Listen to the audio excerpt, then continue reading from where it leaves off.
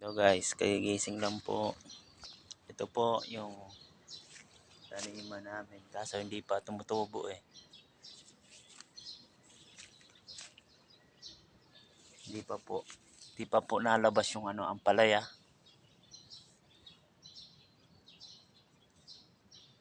Tapa hindi pa umuuspong. Sa bagay mga 2 days pa lalabas na yan. Yan guys. Ito yung pinupunla namin guys. Ayan. Punla namin yan.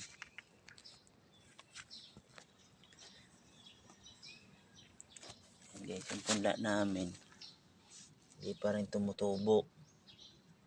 Punla namin na talong.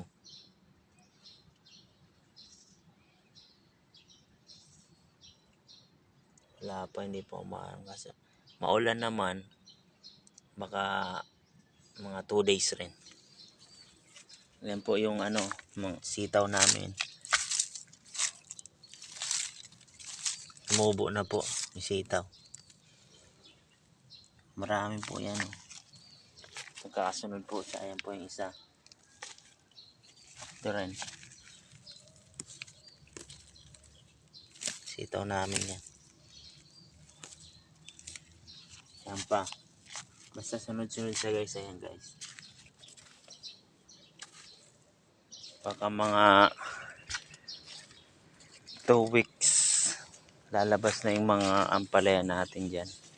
Kasi ito po pala yung ginawa namin na paagapangan niya.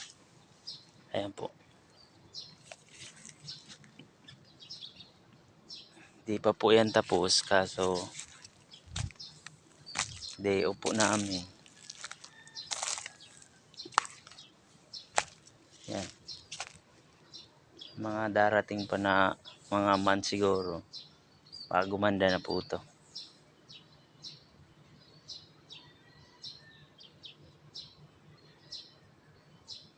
Yan po. Mga tataniman po namin yan.